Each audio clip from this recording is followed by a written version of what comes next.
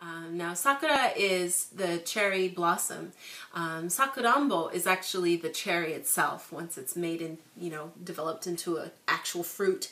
So the flavor of the two is slightly different. Sakurambo is more like cherry, and whereas Sakura is more of a sweet kind of flavor. There's lots of things where you'll find this flavor, and it's really popular now. I don't know why people think this is appropriate, but it seems like overkill to me. But I guess when you're looking at the cherry blossoms and then you just want to eat cherry blossoms and wear pink and I don't know, just total cherry blossom overload. So there's a lot of stuff out right now, and it's flavored into chocolates, it's flavored into teas, it's flavored into potato chips, it's flavored into really literally everything that you can think of. Gum, candy, all sorts of stuff. So some of those things, are standard flavor that you see all year round, but a lot of this is stuff that's only for this time of year at the end of March and for the early part of April, and then that goes away. So if this happens to be something that you really like, this is like your only time to buy it. I know one place that I always like to kind of watch to see the kinds of strange seasonal things that come up is at Starbucks. We're very lucky, oh gosh, now it's probably been 10 years ago now, but to finally have one in Omra. We don't have anything, where I live, but you have to drive pretty far to go anywhere. It's the place you can guarantee yourself, first of all, that you'll find white people, because any foreigners just automatically go to Starbucks, white foreign people. And then, yeah, there's not many of those in Omra, so I'm usually the only one there. But it is popular for everybody too. It's hugely, insanely popular, just like it is in the States, of course, and hugely, insanely overpriced, just like it is in the States.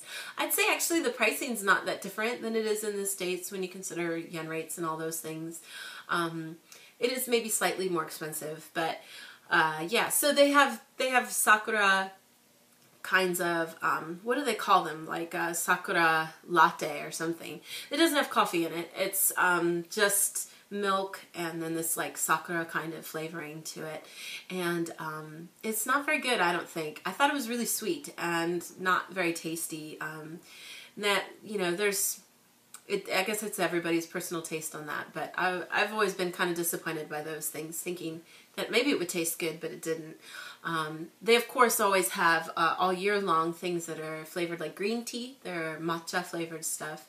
I know a lot of times in the States, this is matcha, this is green tea. Oh yeah, this is Japanese, and it's totally not, because you never ever ever put sugar in green tea. That's just wrong.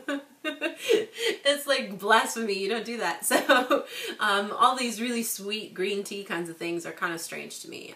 The weird Lipton mixes and stuff that you see. But there's different flavors like that though. I mean, there is sweet matcha flavored stuff though. For example, Haagen-Dazs makes delicious matcha ice cream.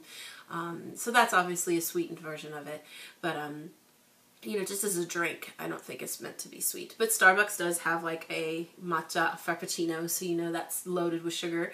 And it's kind of fun to get a chance to see some of the crazy stuff that they come up with for flavors. Some stuff is directly from, the U.S. offices, you can tell, and it's meant to be marketing towards the, holidays and themes of that time of year in the States, and people like that here, and so they drink it. I'd be curious if you're in another country, what kinds of things Starbucks does differently there. There's always those random different things that are going on at McDonald's here too. I'd be curious to hear if there's anything that you guys, have noticed that's more of a local favorite that is a Starbucks thing. So yeah, so let me know if you guys have any questions or comments in the comment section below.